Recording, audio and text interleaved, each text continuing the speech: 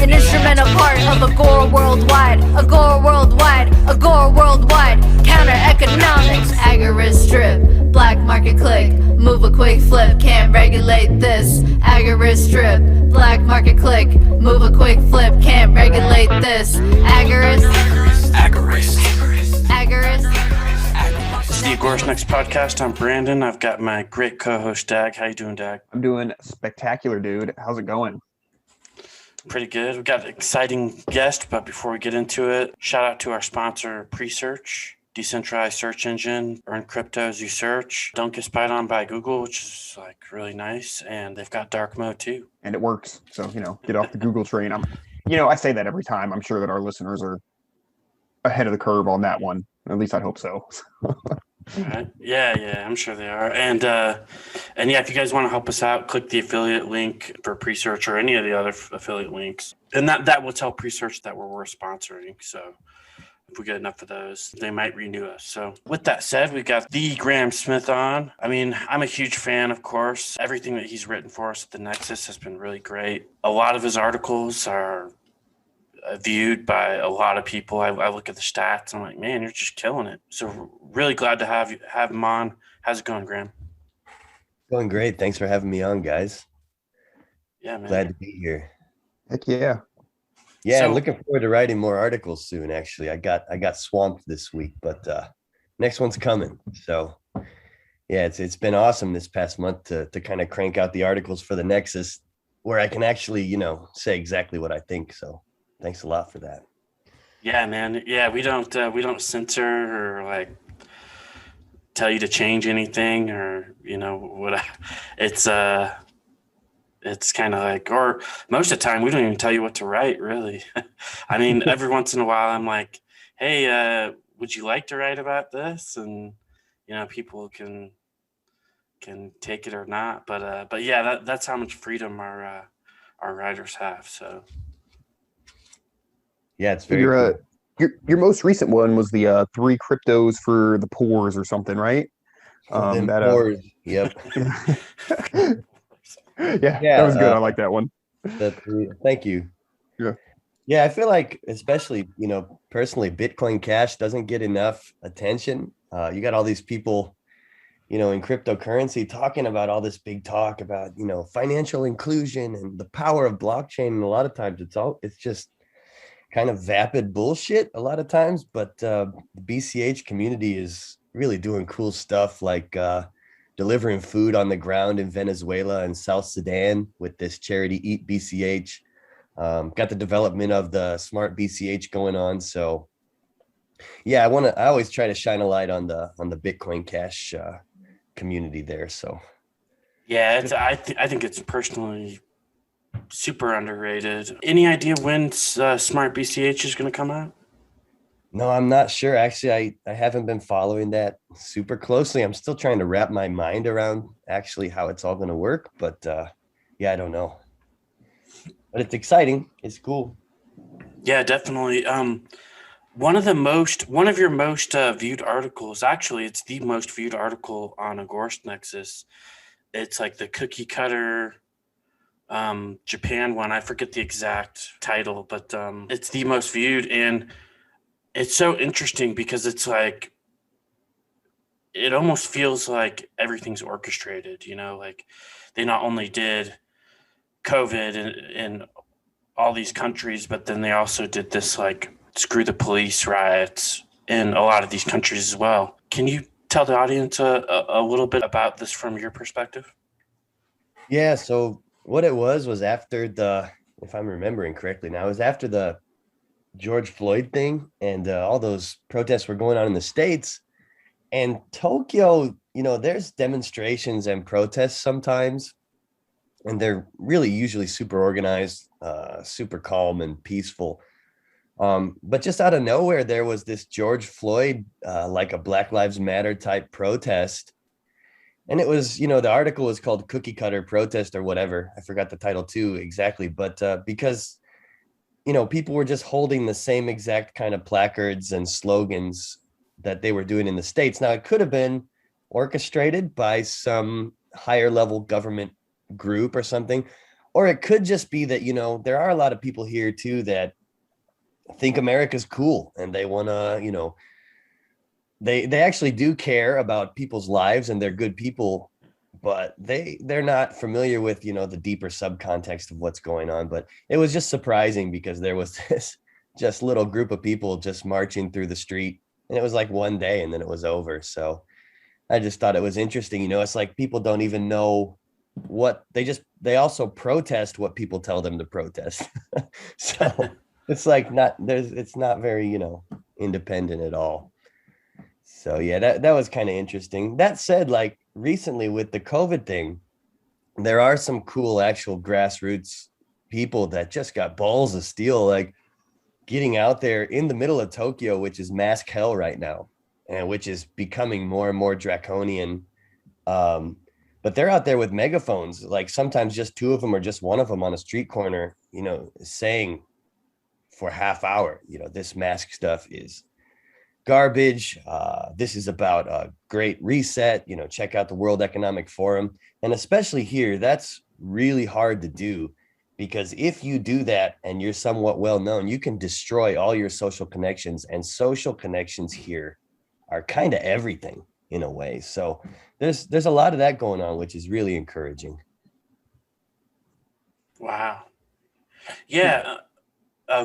Sorry, Dag. I was just saying, I'm are they pretty good at cutting you off? So are they are like there's actually like a mask mandate or whatever? Like the cops come and get you if you're not wearing a mask? Is it that bad? Or Well, no, Japan's been one of the best places to be. Like it sucks. Like, I don't know. I don't want to say, I want to say like spiritually, emotionally, whatever. The atmosphere sucks because there's pressure. But as far as legally, up till now, it's been pretty awesome. Where I live, I never wear a mask at all, really. And it's only social pressure. But just recently, because of the Olympics, Tokyo just clamped down. Bars and restaurants now, if you can imagine, in this giant metropolis, Tokyo, cannot serve alcohol anymore. So, and they have to close at 8:30 and to shut off their neon signs. So this just came down, and that is just recent. So it's been awesome as far as, being flexible and just being kind of like, they say here, onegai shimasu, which means please do me a favor. But now it's actually, there's a financial penalty. So these businesses that are used to being open 24/7, bright lights, city that doesn't sleep, are now just SOL. They're fucked, man. And I actually posted a video last night. I retweeted it as well. Some dude drove up in a truck outside the governor's house, the governor of Tokyo, Yuriko Koike, and started screaming in a megaphone, like, get your ass out here. Do you care about how many people are killing themselves? And yeah, so people are starting to get pissed. So it's definitely, I mean, they're just being treated like infants. It's like kids, like you can't serve alcohol, you can't, it's devastating the economy. So, and that, when that happens in Tokyo, tends to spread to the other cities. So even my smaller city of like, I don't know, 800,000 people, it's kind of a sprawling city with a small town feel. But even here, the businesses are closing down at around 8:30. And I don't even know if they legally have to, but it's just that precedent that Tokyo sets, and everyone's afraid of what other people are going to think of them, right? So it's kind of like that right now. And I think what they're doing, and some other people think so as well that I've talked to, is they're just waiting until the Olympics end to then go full draconian on everybody here. wow. Yeah, if anything, alcohol would be would probably be better to fighting COVID, but Disinfect your insides. Come on. yeah, exactly. What so that's crazy, because at first it yeah, you're right. Like I've got a couple friends over there, and they said when COVID first started, I need to talk to them again, but they said when COVID first started, like nothing was mandated by the government. Everything was just like a recommendation, So that's crazy that now everything's being like more of like mandated or law even. And is it a law is that what it is in Tokyo? Yeah, now it whopping- is. So Okay. now there's a pretty steep financial penalty, and these guys are, contrary to what many people think, Tokyo and Japan are very agoristic. I actually started writing an article on this too, that I was going to send to you. But it's not that hard to start a small business in Japan, as far as there's not so much licensing fire code BS, I don't think. So there's just a ton of small businesses, and these guys can't afford to pay. I forget what the penalty is. I don't know. It's like $2,000 or something every time you get dinged, and they just can't afford that. And now in some areas, I was reading, they have undercover mask police. I think it was in Kanagawa. They go in and pretend to be customers, and if your staff isn't doing everything right, they'll report you. So it's gotten insane. The other thing that's insane is the police. Japanese police are typically, I mean, they're almost laughably nice. I know they're not really nice, but compared to American cops, like, I don't have to cross over to the other side of the street. I don't think I'm going to get shot. They'll help you find your way around sometimes. Now, once you're in prison here, that's a different story. It can be hell from accounts I've read. But they're out in the streets now in Tokyo to get people to shut off their neon signs with their batons out, which is just fucking unheard of here. So they're wandering around now trying to intimidate people. And even many Japanese people are just like, what the hell is going on? So yeah, it's a law now there. I don't know about like my city, but it's slowly getting worse and worse. And I do imagine that if the Olympics are held after that, they'll just go, full psycho on us. Yeah, that's crazy to hear, and I've really wanted to visit Japan, but now I feel like I probably won't get a chance to because of, the COVID vaccine passports and whatnot. I don't even know if you can travel to Japan right now. Can tourists travel there today?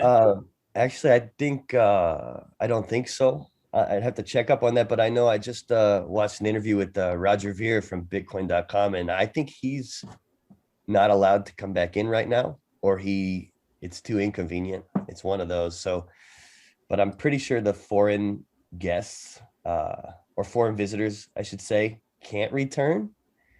So, and that just destroys tourism like it is everywhere else. But yeah, I feel the same as you, man. I mean, I don't know when I'm going to get to see my family again. And I don't have money put aside to just chill out in a hotel for 2 weeks, and I'm not getting the vaccine. So it's a crazy time to be alive. It's just almost unbelievable that all this stuff is happening. So quickly too. I mean, it's been a little over a year.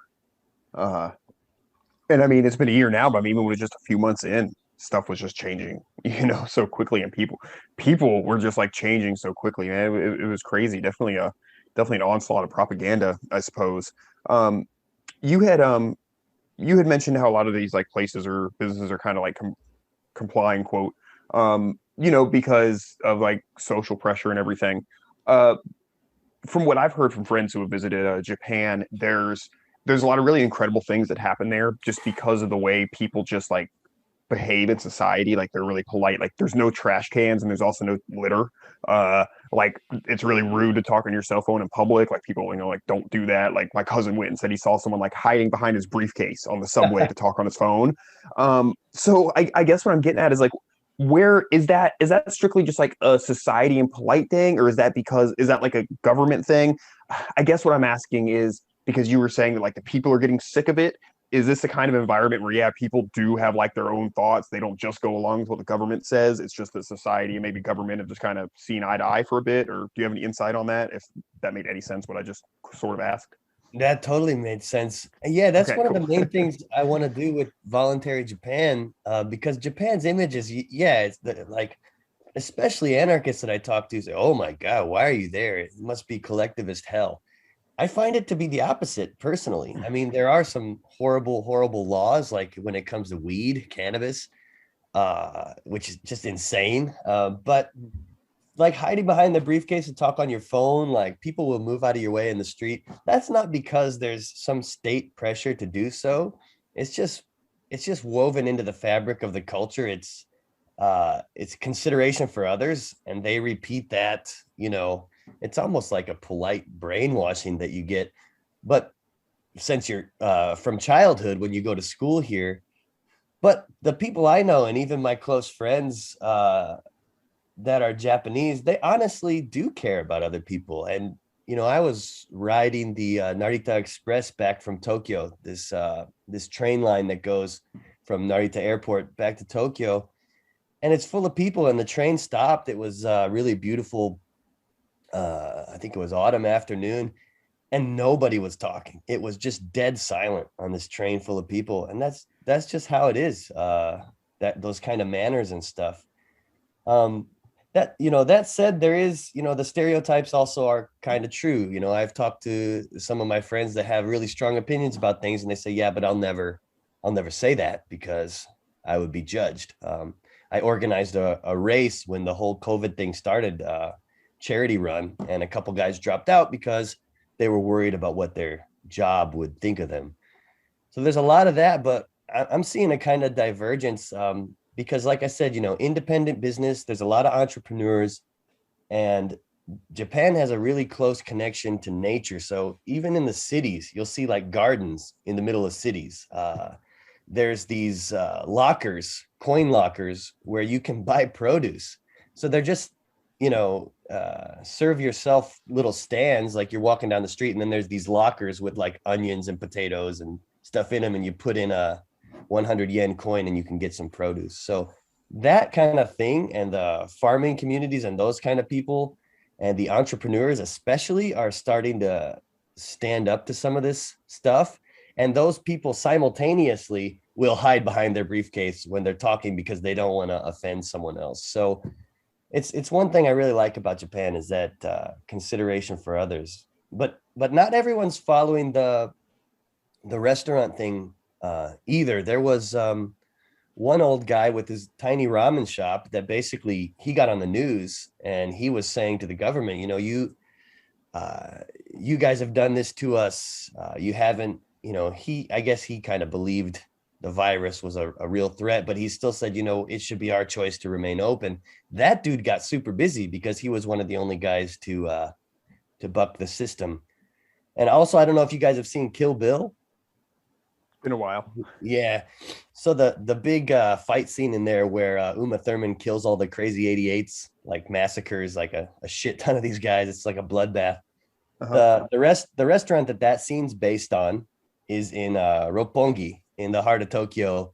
And that guy, it's a huge company called Global Dining. They've basically said F you, and they're staying open, all his restaurants. So there's a big lawsuit going on between him and Tokyo now. So I don't know if that answers your question, but it's kind of both, man. Some of that politeness is just because people here are genuinely really kind. And but yeah, some of it is sometimes just because people are afraid to. Hey guys, quick pause here to tell you about our sponsor, Devault Cryptocurrency. Ticker symbol DVT is a low cap coin with a market cap around 900,000. So there could be room for opportunity here. Not financial advice, but we really like this project. Yeah, the Devault core wallet is one of the best I've ever seen. Very user friendly, super easy to use with cold staking rewards. So it's like getting interest. They're working on privacy with Terraform, also DeFi to decentralize and replace financial institutions. So go ahead and check them out over at devault.cc and get you a Devault core wallet today. Also, be sure to check out the show notes to find exchanges that they are traded on. With that said, let's get back to the show. Yeah, there's a lot of, so it's just interesting that it's like, because that's one of the cases that we make as like anarchists, right? It's like, you don't need a state for, whatever, because like, there's societal pressure and just regionally things are different and people behave differently, so it's like, like people, there's culturally people act a certain way. A lot of times they still will, even if there's not a law saying they have to. So yeah, in cases like that, like Japan, is just so interesting to me, just how people just, act a certain way just cause it's it's pretty cool. But it's almost like I like the politeness, but I don't know, being a loud American, it's almost too polite, like... Yeah, I hear you. Yeah, I always felt like I was too too introverted in America, so now I It might feel be a like good the fit lou- then. Yeah. Yeah, but now I feel like the loud guy, so it's kind of funny. Do you But speak Japanese? yeah, like basic conversational Jap. I should be a lot better than I am after 11 years here, but yeah, How I do. easy to get is it to get around there if you don't really know any Japanese? I assume a lot of them know English. Oh yeah, it's surprising how many people know, some basic English, but gestures are always a good go-to. Yeah. If you're in Tokyo though, it's easy. I mean, I've been in Tokyo trying to practice my Japanese, and they look at my face and just speak to me in English. It's like, what are you? Like, dude, never mind. Don't even try this with us, bro. I went to a hotel once, and they're like, should I speak Japanese or English to you? I was like, oh, my Japanese is fine. Then this lady rattles off this shit. I was like, could you speak English? Just hung my head. But yeah, man, you mentioned something there that I wanted to pick up on, which was which I forgot now. Dang it. Sorry. Anyways. Oops. Maybe it'll come back. No, you brought up something good there, Dag, and I can't remember it now. Maybe it'll come back to me. I don't even remember what I said. Oh well. So, but yeah, I mean, people here, it's interesting to see. There's kind of a big split right now between people who are totally against the COVID thing, the vaccine thing, the mask thing, people who are totally for it. And then there's a third group of people that just are kind of drones, don't really care either way, but are going to go along with whatever. So Yeah, it's a very interesting time we live in. It seems like a lot of countries are kind of split like that. I've been really disappointed in the U.S. personally because I see all these protests in Germany and mostly the U.K. recently. Apparently, they've got a lot of balls. Then you see these farmers in France throw manure on government buildings and stuff. And Classic France. yeah, and hot manure, like steaming hot manure. Well, I mean, give them the good stuff. Yeah. You got to give it to them fresh, right? Yeah, still got to have the stank on it. But yeah, I've just been so disappointed that I see all that stuff, and then the U.S. is just like dead silent, and I don't know why. I don't know where that love of freedom went off to. do you guys think people are waiting for their line in the sand? Because I kind of wonder the same thing about the States. I know so many people are armed. Mhm. Like, I wonder if there's part of the population that's just waiting. I don't know. What do you guys think about that? I think that's probably true to an extent. It's one thing about like the U.S. too is like, it's a huge place, right? So it's, just region to region or state to state things can be very different. So like I'm in Florida, and like, yeah, like some people went crazy, but it's like I've worn a mask, very few, like half a dozen instances, right? There's people have signs that say, require a mask. I just assume that's like tobacco use only at a head shop unless they tell me otherwise, and for the most part, nobody says anything to me. So I don't know. And I mean, it's just like, the people in my area, a lot of them I can't see, like they wouldn't tolerate like the way that New York has been or something, for instance. I just don't see that. But I never fail to be surprised and, like Brandon said, frankly disappointed, in supposed, yay, freedom Americans. But I don't know, man, like it probably just depends, because in my region hasn't been too bad, but I definitely see a big difference between the city and the country too. So who knows? Who knows? And one thing also that I think is that the state knows that any big rash action right away, like for instance, like you mentioned guns, like people see, like I think people see like gun disarmament as they're going to come door to door and take everyone's guns, and that's too big, that's too fast. I see it more like they're doing with the red flag laws. They can start picking people off one by one. It's not a huge thing. People don't get too upset, and then it's too late, or enough people are on board, or whatever by the time people realize it. But I don't know. That doesn't necessarily answer the question, but it's I don't know. It's tough. I'll probably be disappointed. Yeah, I think you're right, though. I think it's like slowly boiling the frog. Before people Mhm. know it, maybe it'll be just full, And these red flag laws, it's one by one, right? So Exactly. If they were Kind coming of door like to Brandon door, said, it's yeah, disappointing because no one's throwing hot shit at the politicians. No, yeah. no one's really organized saying, okay, well, here we are with our guns. Now what are you gonna do? So it's kind of like, I hope it doesn't go out with like a pathetic fucking fizzle whimper like that. Yeah. But I mean, there's been a and couple instances like people kicking down boarded up doors to let customers back in. There's been a couple things, but yeah, no, nothing really huge. Or if there is, it's not being televised. So, yeah, exactly. And the media is not gonna show it, if right. people are fighting back. So I mean, I don't know. Did the media there cover that arrest in New Hampshire of who was it? The Crypto Six. Yeah. Was Barely, that covered on mainstream media at all? not to my knowledge. The only article, because we talked about it, and the only articles I found were small outlets, or like from the what was Like the name local, of the radio? yeah, it's like local Free Talk. news or something. Yeah, and they're like their radio show organization. Oh gosh, I'm drawing a blank. What's it called? It's not Free Talk Live, is it? Yeah, Free Talk Live. Yeah. Okay, yeah, like their crew was the ones reporting on it, and as far as I saw, that was it. Yeah, that And I've should be even heard, huge news, man. yeah, I've even heard big Bitcoin people not even know it was a thing. Like, oh, what was that? So, yeah, it was Ian Freeman, right?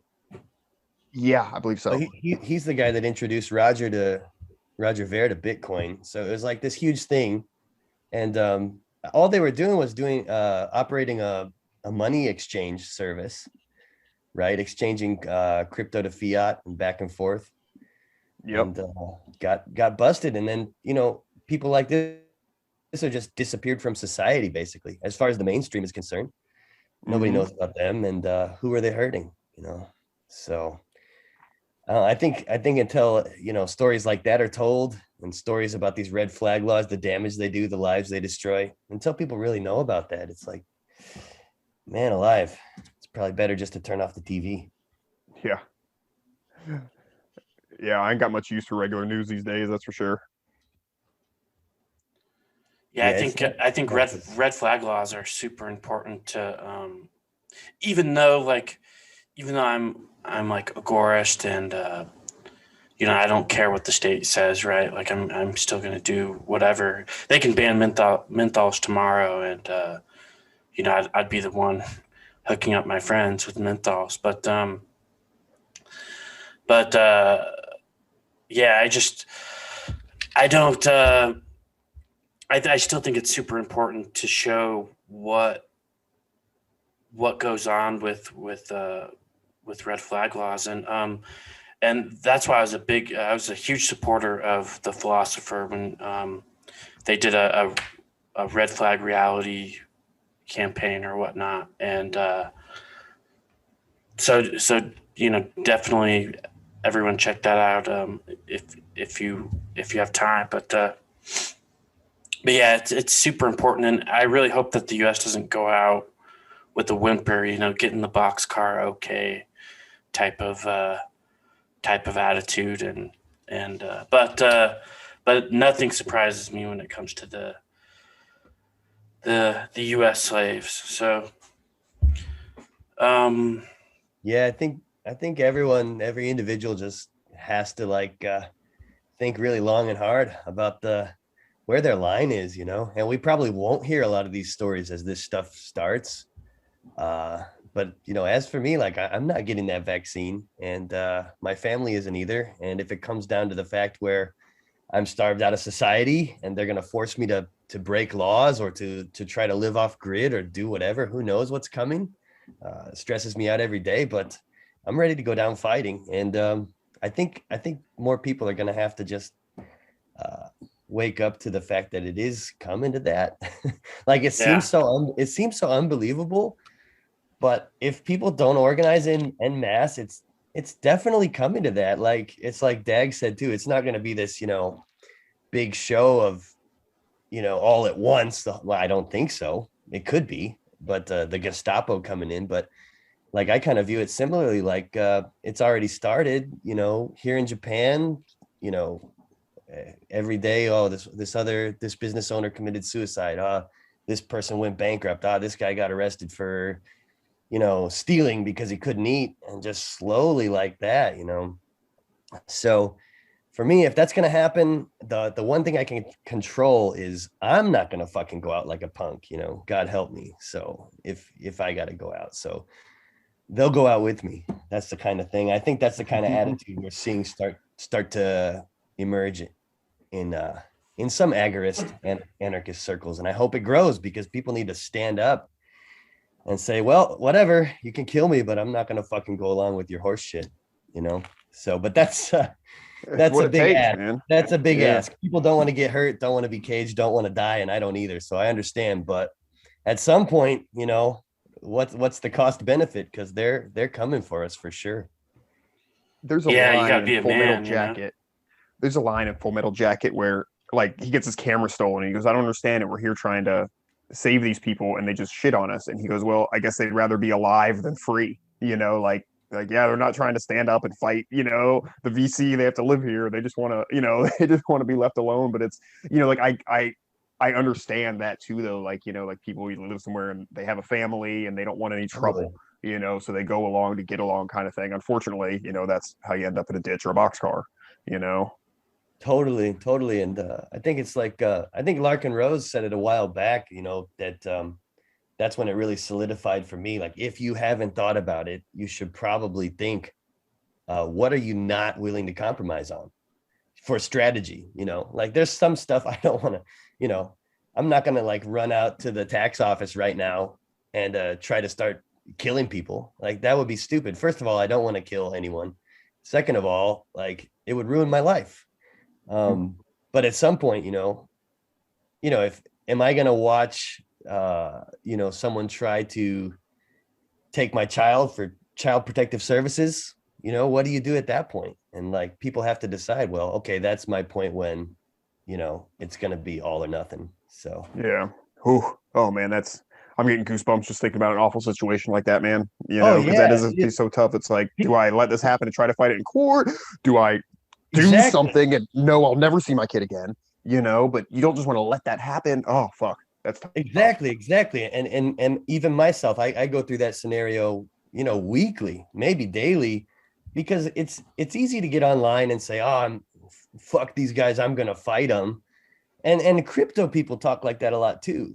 But when you see the actual action, it's a lot scarier and it's not so simple. So I think like mental preparation is huge for what you won't tolerate, because it's actually not that easy to prepare yourself for a moment like that. Like you said, especially if you have kids. Well, maybe I can live and see my kid again if they take him and try to put him in the foster home. Maybe I can get him back out, you know? So there's a lot to think about and prepare for. But at the end of the day, like more and more in my mind, it's okay, are you willing to lose all of your human dignity? Are you willing to let your kid see you let them kidnap them, if that makes sense? You know, so lots to think about. I think having a family has definitely kept me calmer than I would be right now if I was just some single feral human. I've thought about that, but now yeah, and you bring up so many good points. Like I'm definitely not taking the vaccine, and I'm willing to go off grid and be a lower caste member of society. How far I'm willing to take that, I want to say death, but you know, we'll see. You know, I'll probably leave the country before that that becomes an issue. So, but you know, do they have the same type of, are they rolling out the same type of vaccines in Japan? The Pfizer, the Moderna, all those, and do you see some kind of like caste system developing, kind of like we do in the US, where people who get vaccinated can do certain things that people who are not getting vaccinated can't? I think it's definitely coming here. Actually, the vaccine is not rolling out here yet, as they say, you know. I forgot which brand is the one that's going to come, but actually people are protesting and angry now at the Prime Minister, Suga, because it's not happening fast enough, which is sad and funny to watch, but people are screaming at the prime minister because they want the vaccine, which I think they said now it's gonna roll out in September, which I'm happy for everyone that it's not coming. Everyone else is pissed. But as far as the caste system, I think that's gonna come later, but you can already feel it when you go out, just the social ostracization. So when I go into a store, I'm typically the only person there without a mask, and you do get stared at. And every now and then I'll see some old alcoholic grandpa in the grocery store with me, and he doesn't have a mask, can't be bothered. There's little pockets of people, but in Japan too, yeah, they're already viewed as crazies. They're already viewed as truthers, conspiracy theorists. People tend to just trust Bill Gates. It's kind of hopeless as far as as far as hoping to wake up the masses. Realistically, I don't think that's going to happen.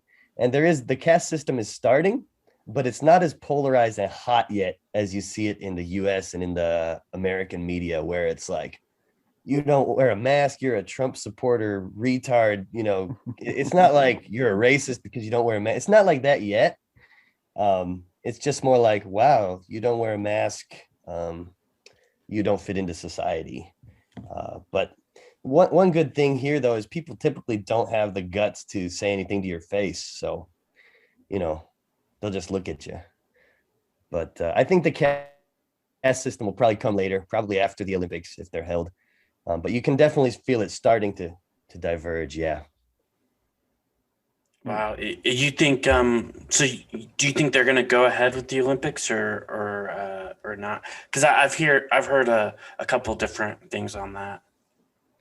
I think they've decided they're going to, but a lot of people still have doubts. I think they're going to have limited audience and stuff like that. So I think they're going to push ahead with it. It seems like it's important to the politicians. James Corbett, that he really thinks they're going to do the Olympics and then kind of clamp down. I'm not really sure. It's interesting though. It's the same thing as with politicians all over the world.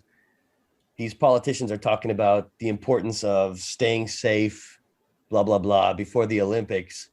And 21 members of the health ministry were just busted out partying maskless until midnight at this bar. So it's the same everywhere, man. They're just a bunch of fucking liars. I think they'll hold the Olympics because it's important to them for political reasons. I think it's going to happen. Yeah.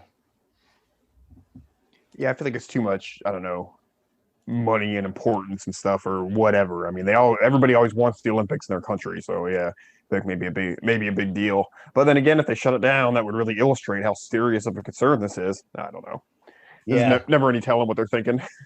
No, there's not. It doesn't make any sense. I was in Tokyo last summer and they did this thing, and I don't know if they've done it since. It was called Tokyo Alert. Okay. They said, it's a Tokyo Alert. And I was going down to Tokyo that night.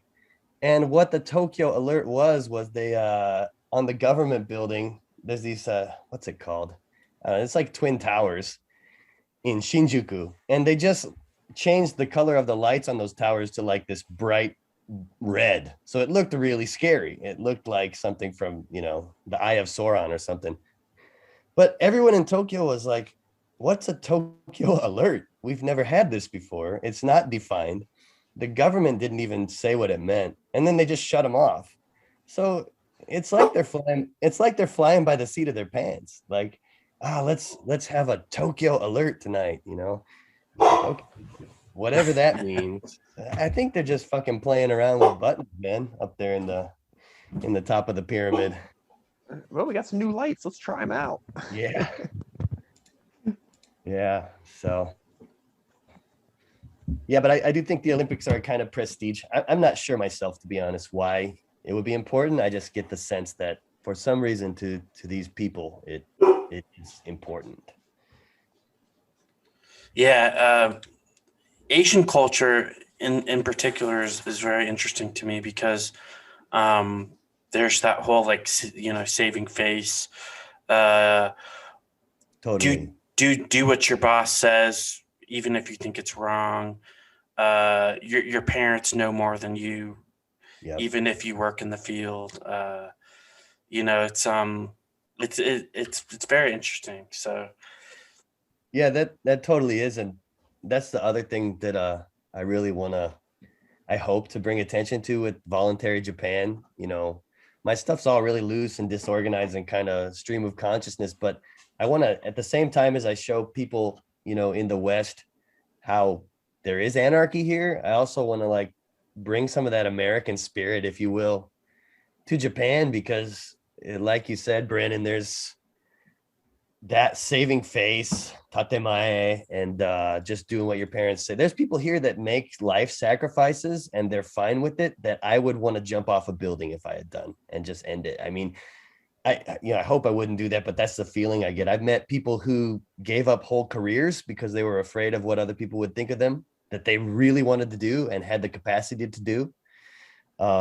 People that freaking hate their boss and can't say anything. People that work unpaid overtime, like 12 hours a day, and they just think it's normal.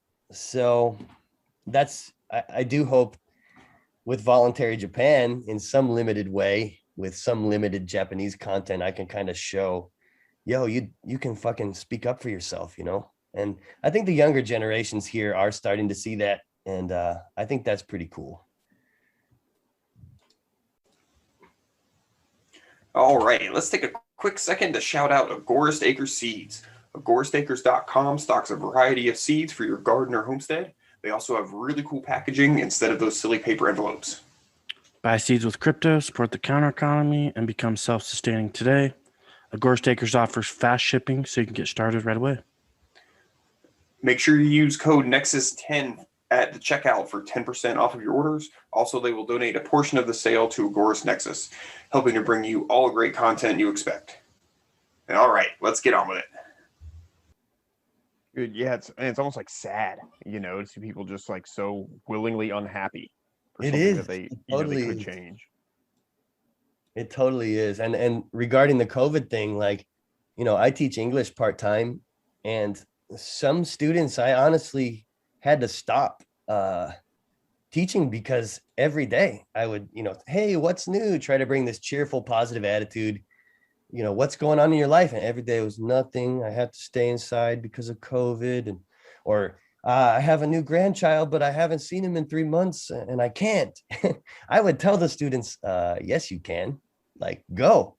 And they just looked at me like, you're crazy, but it is sad. It's very sad.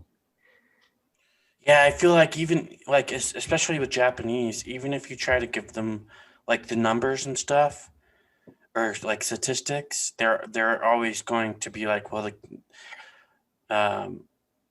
this person said this, or sometimes you even refer to the government. Unfortunately, is that kind of is that kind of what you're seeing? I mean, from my perspective, it's not that different from like Americans that I talk to or Europeans that I talk to. Like Yeah. the people who have decided that they're just going to believe whatever Bill Gates says or whatever the news says, they're set. But the detriment that I see here is that even the people that don't believe it, they're afraid to speak out. Whereas if you go to the States, people that don't believe it are more likely to be vocal, right? So I don't see it as people are, more brainwashed here per se, but they're definitely more afraid to stick out. And that's something that I love about the at least the culture or part of the culture of America is, even though we all hate the state, we know it's a joke. We know the Constitution's a joke. We know even the founding fathers, it's a fucking joke. But the idea of saying fuck you to a king, and the idea of saying we're going to settle our own land and we don't even need a state. And I mean, even before the Constitution, there were the Articles of Confederation, which was a much more anarchistic document. Mhm. That history is in the US. So even now, in the US, people are more likely to stand up for what they believe. I met a guy from Africa here, and he said something that surprised me. He said, yeah, you Americans, you know, you guys have such a happy, adventurous spirit. Because he was talking about how where he lived on the coast, you know, American small boats would often come up and say, hey, how you doing? And he said, yeah, that's kind of the spirit. So I think people here, a lot of them, you know, it's probably the same 50-50 or whatever percent believe the bullshit or don't. But there's definitely less that are willing to speak out about it, because here, if you speak out about it, it can be a death sentence for your business. You can be cut off from your family completely, because it's definitely, yeah, saving face, you know, saving face. So if I'm a member, I'm a foreigner, so I get kind of a pass, you know, it's called the Gaijin pass. Like, oh, I don't know, he's just a dumb fucking foreigner, so that's why. And I use that to my, yeah, I use it to my advantage, you know, even though I've been here 11 years.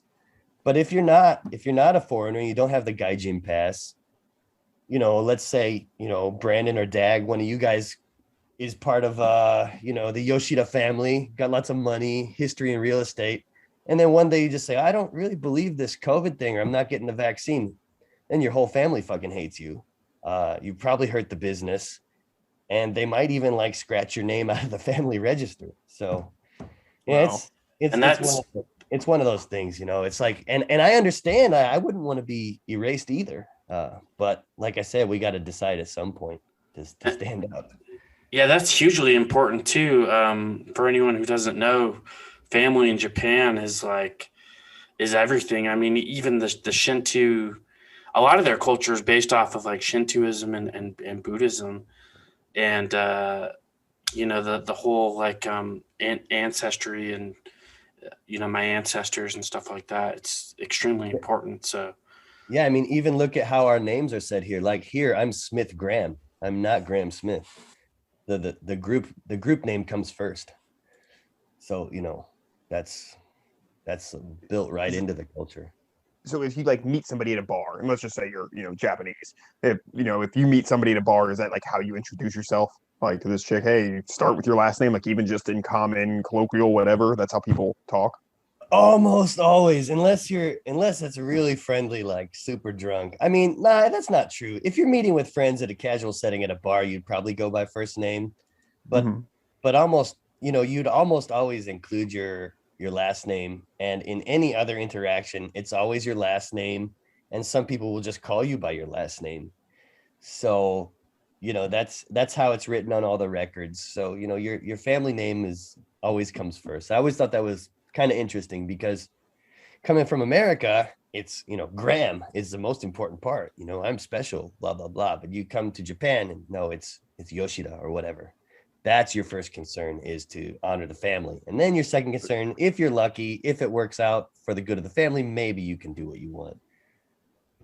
Well, yeah, I mean, when you start off with the family name, I mean, yeah, you don't really have an option. You're representing the family. You know, you really got to be cool, Right. I guess.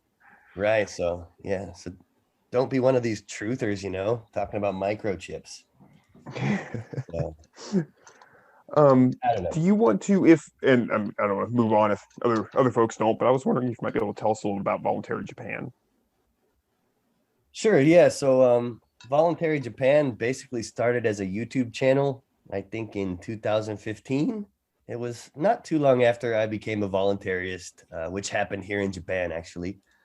And I just needed some kind of outlet to work through my own thoughts, develop my philosophy, get it stronger, subject it to criticism. And I wanted to put stuff out there. I like to create media and videos and whatever. So I started that, and then got this cozy little group of followers, and then kind of started meeting people and networking with voluntarists, Bitcoin Cash community in Tokyo, which is actually super voluntarist in nature. A lot of the people, which, by the way, I forgot to mention, they're still meeting regardless of all this bullshit, and in places that will allow them to, which is awesome. So started networking with various people. I've got a friend / informal partner whose name is Nick Sikorsky. If you guys can find him on social media, he's a super cool anarchist. He's a permaculturalist farmer. He'd be great to have on your podcast as well. He's in Nagano. He's got his own organic permaculture operation. He's trying to do the same thing, trying to get people into the voluntarist way of things.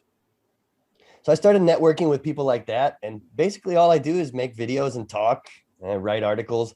Voluntary Japan is pretty much just me, something I've been criticized for before, but it's an idea I have, and I hope it catches on. And I've had some success talking to Japanese people. I joined a mask, kind of a no mask policy business private group on Facebook with tons of members, and this is all Japanese, and they're trying to list businesses that require masks and publicly shame them in their group.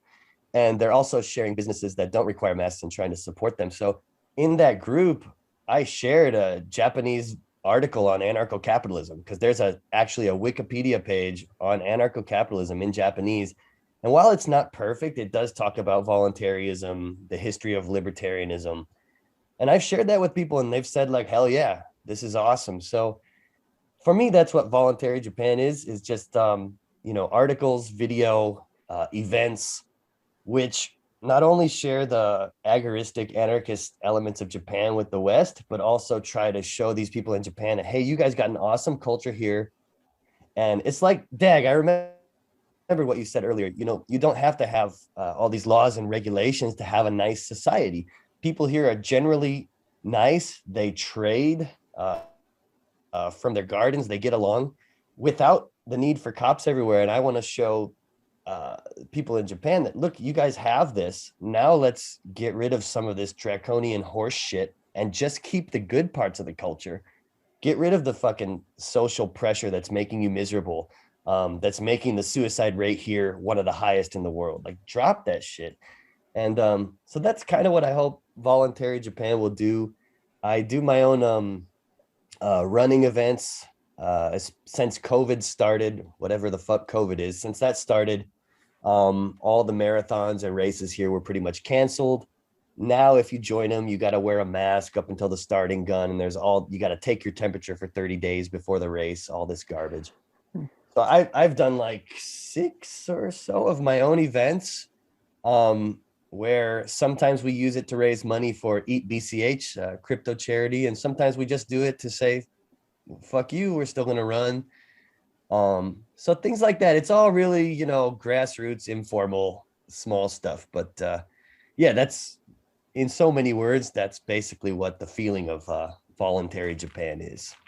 Nice. Small stuff adds up after a while, man. So, keep up the great work for sure. Yeah, building a community is super important, especially where you got people who are actually getting together in person, because we have our internet groups and stuff, which is great. But there is just such an extra element when you're meeting other, like-minded people in person. It really does. It's just fun, and it's just a better opportunity to share ideas. Totally. And that is one of the hardest things here too, for sure. We also unschool. We've been unschooling. We might be forced to change that soon because of that. There is no community, but that said, I do have people sometimes reaching out about unschooling, and that's one thing about Japan too. You don't have to send your kid to school, so they leave the family alone. So, but yeah, it's not a bad place to be. What would you say? Sorry. Oh, I was just gonna say, unschooling versus homeschooling, if somebody weren't to know the difference between those. So yeah, unschooling is just total freedom. Homeschooling, in my definition, you still got to follow the state prescribed curriculum, kinda, or report to some government agent. Whereas here, the workaround for anyone that might be listening, because I know some people are interested in unschooling in Japan, the workaround here is pretend to be really nice, and hopefully you are a kind person. But you just go to the school and say, we're so sorry. I really want to send my kid here, but he's not doing well. The school will stupidly assume that your kid is a school refuser or not smart enough or not socially adjusted, and say, we understand. And then you're free to unschool.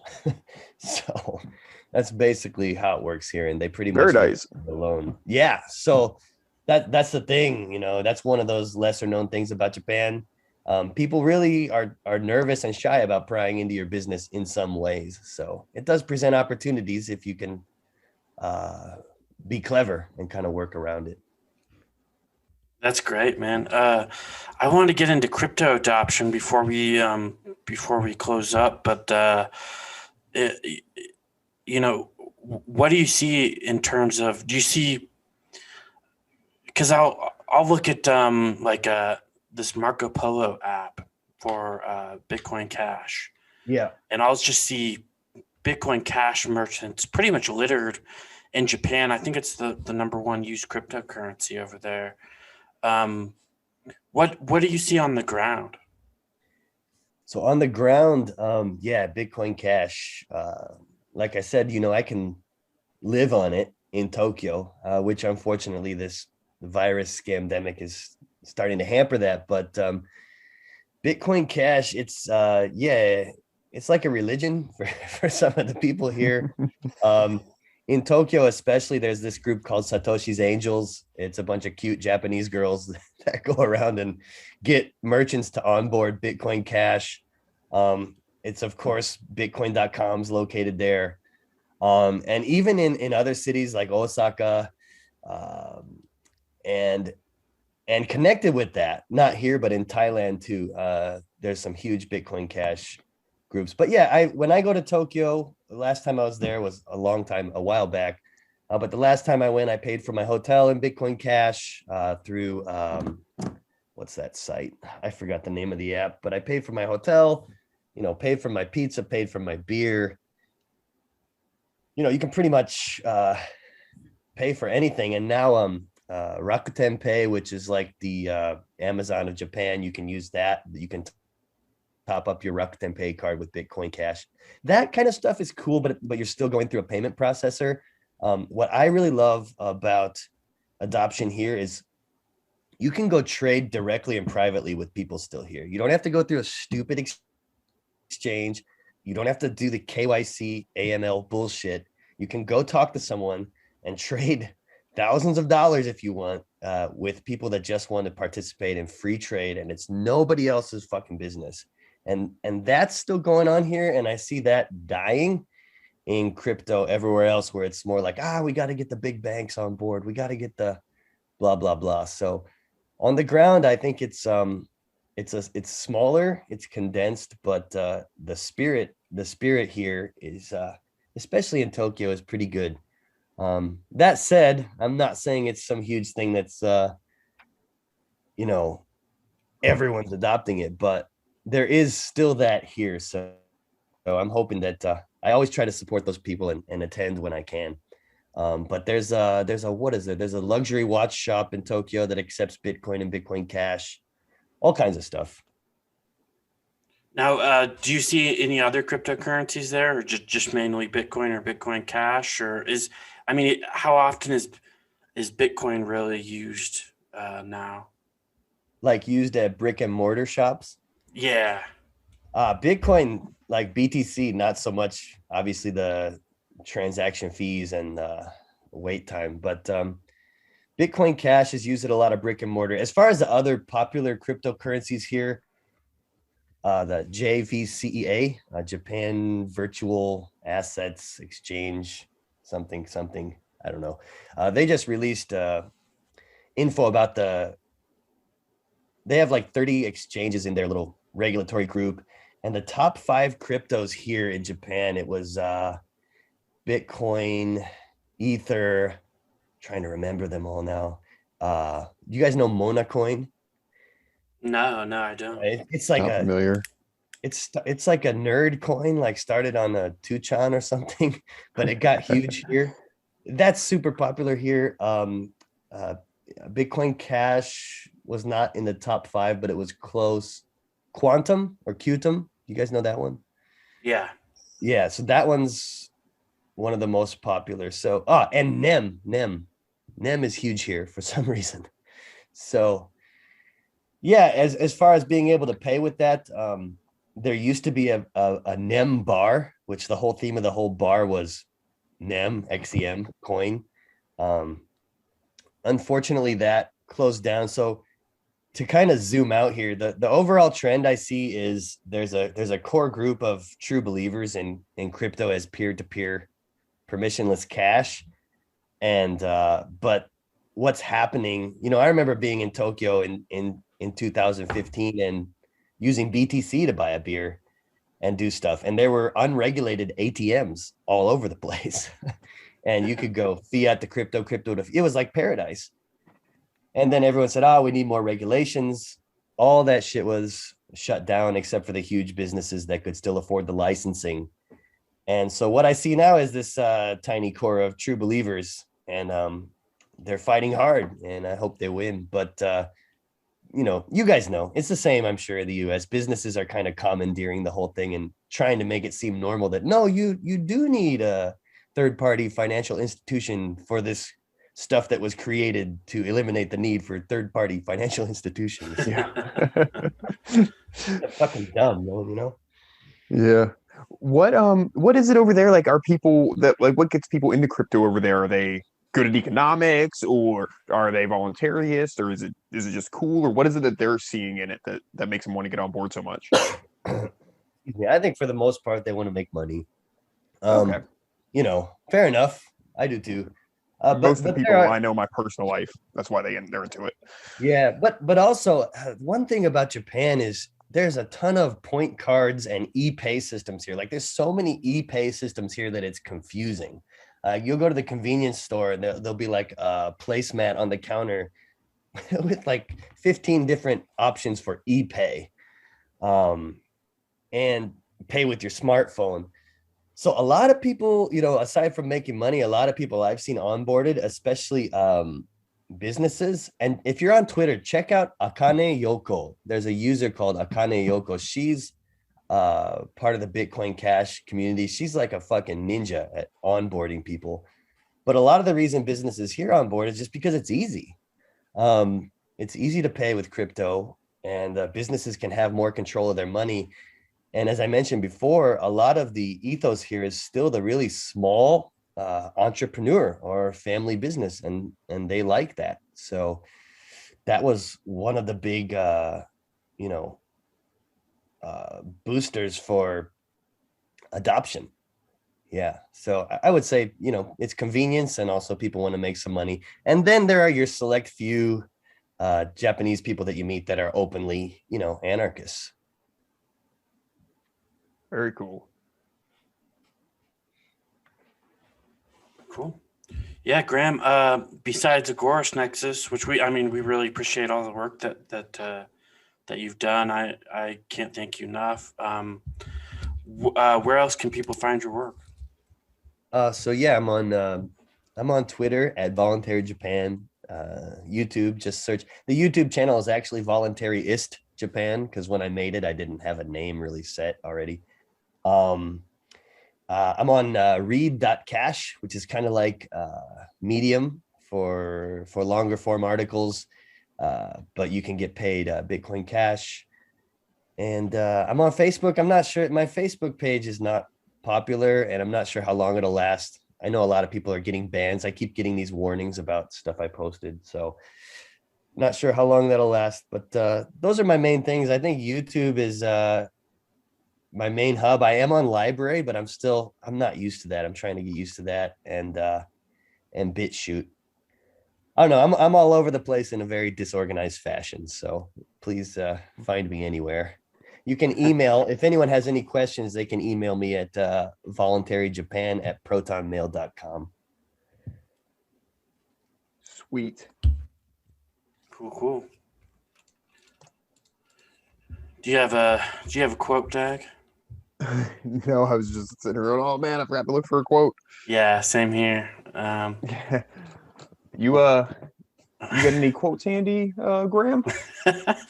Quotes? Are you guys end the show on a quote usually, or? Yeah, usually we just end it on a quote. Oh, I got Got any cool Japanese ones? Okay, go for it. Oh, Jeff, I'd have to prepare for that. No, you're good. Whichever one. Yeah, well, I saw this guy on Twitter to kind of provide some context to this. He had a picture of Ralph Waldo Emerson as his profile picture, and he was shitting on anarchy and voluntarism. But I found an Emerson quote about anarchy. But this different Emerson quote is what is it? Fuck. It's trust thyself. Every heart vibrates to that iron string. And another quote from that same essay is imitation is suicide. So in other words, be an individualist, because if you don't, you're going to kill yourself, your life here. So imitation is suicide. Ralph Waldo Emerson's essay, Self-Reliance. Awesome anarchist work that a lot of anarchists don't know about. I'm going to look into that. That sounds awesome. Yeah, same here. Well, that wraps it up. Agorist Nexus is out. Peace.